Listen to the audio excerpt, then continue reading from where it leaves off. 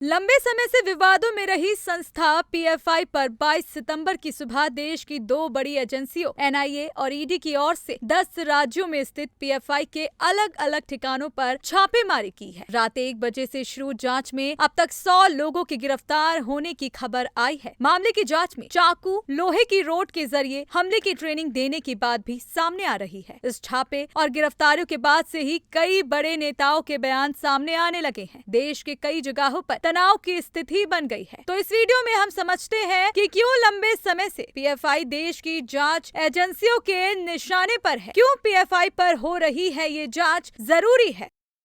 22 नवंबर 2006 का दिन दक्षिण भारत के 3 राज्य केरल, तमिलनाडु और कर्नाटक में काम कर रही 3 संस्थाओं ने आपस में मिलकर एक नई संस्था का निर्माण किया। पहले ये 3 संस्था कौन सी हैं, उनके नाम जानिए। केरल की नेशनल डेवलपमेंट फ्रंट यानी एनडीएफ, तमिलनाडु से मनीथा निथि पसाराई और कर्नाटक फोरम फॉर डिग्निटी। ये वो 3 संगठन हैं जिन्होंने मिलकर नया संगठन बनाया और इस संगठन का नाम पॉपुलर फ्रंट ऑफ इंडिया यानी पीएफआई रखा। आधिकारिक तौर पर पीएफआई की स्थापना 17 फरवरी 2007 को मानी जाती है। इसी पीएफआई पर आज छापे पड़ रहे हैं। अपने बनने के ठीक 1 साल बाद से ही पीएफआई जांच एजेंसी एनआईए की रडार पर आ गई थी। साल 2010 में एर्नाकुलम के मलयालम भाषा के प्रोफेसर टीजे जोसेफ पर हमला करने का आरोप लगा। प्रोफेसर ने बताया कि चर्च से वापस लौटते समय हमें एक सुनसान स्थान पर घेर लिया गया और मेरी दाहिनी हथेली पर कुल्हाड़ी से हमला किया गया। हमलावर 3 बार पहले ऐसी कोशिश कर चुके थे। 3 बार तो वो मेरे घर पर ही अलग अलग बहाने बनाकर आए। इस मामले को मनमोहन सिंह सरकार के गृह मंत्री पी चिदम्बरम के कार्यकाल के दौरान ही 2011 में एनआईए को सौंप दिया गया था।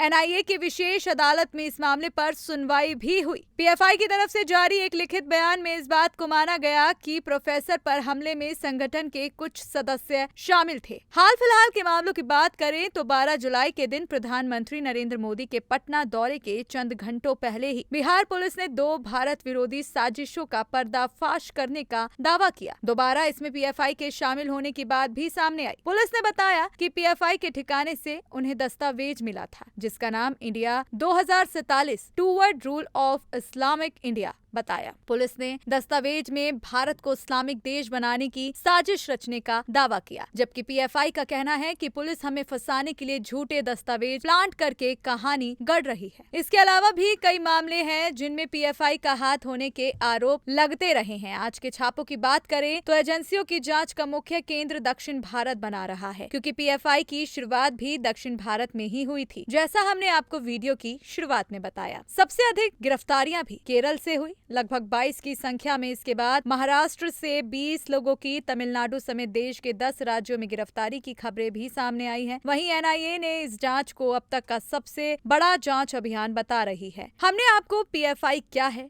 और उस पर लगे आरोप और आज की जांच में क्या कुछ हुआ ये बताया। अब नेताओं की प्रतिक्रिया भी जान लेते हैं। बिहार से आने वाले केंद्रीय मंत्री गिरिराज सिंह लगभग हर मामलों में अपनी प्रतिक्रिया देते हैं। इस पर भी दी। मंत्री जी ने कहा, पीएफआई जो भारत विरोधी काम करता है, पूर्णिया को उसने अपना सेंटर बनाया है। ये दुर्भाग्य है जब फुलवारी शरीफ में पीएफआई पर छापे पड़े तब पुलिस का निराशाजनक वक्तव्य आया था। नीतीश और लालू बाबू तुष्टीकरण की राजनीति करते हैं। नेताओं के आरोप प्रत्यारोप चलते रहेंगे। वापस चलते हैं अपनी बात पर। आज की जांच में हथियारों की ट्रेनिंग देने की बात भी सामने आई है, जिसका खंडन पीएफआई लंबे समय से करती आ रही है, लेकिन इसके बाद ट्रेनिंग की बात भी सामने आ रही है। देश के गृह मंत्री के एनएसए अजीत डोभाल से मिलने की तस्वीरें भी सामने आई। इन तस्वीरों से कयास लगाए जा रहे हैं कि लोग गृह मंत्री एनएसए से मिल आगे की कार्यवाही की रूपरेखा तय कर रहे हैं। ये जांच क्यों जरूरी है, इस पर भी बात कर लेते हैं। हाल ही में सुप्रीम कोर्ट ने केरल के पत्रकार सिद्दिक कप्पन को हाल ही में कुछ शर्तों के साथ रिहाई दी है। 2 साल बाद भी इस रिहाई में भी देरी हो रही है। पिछले 2 साल से पत्रकार कप्पन पर पीएफआई से जुड़े होने के आरोप हैं। 2 साल पहले हाथरस जाते समय जिस कैब से कप्पन सफर कर रहे थे, उस कैब में उनके साथ पीएफआई के 2 अन्य सदस्य शामिल थे। यूपी पुलिस ने हालात बिगड़ने की आशंका पर कप्पन को गिरफ्तार कर लिया, लेकिन 2 साल बीत जाने के बाद भी यूपी पुलिस इस मामले में सबूत नहीं जुटा पाई कि किस प्रकार पत्रकार और पीएफआई की भूमिका आतंकी है। एजेंसी एजेंसियों और पुलिस बल की ओर से किसी प्रकार की पुख्ता जानकारी मुहैया नहीं कराई गई और 2 साल बीत गए। इस स्थिति में इस जांच का खुलकर समर्थन करना चाहिए, जिससे दोबारा किसी को केवल धारणा के आधार पर सालों तक जेल में बंद ना किया जाए। और अगर संस्था देश या किसी प्रकार का कोई भी गैर कानूनी काम नहीं कर रही है तो उसे भी आगे आकर जांच में खुद से सहयोग देना चाहिए।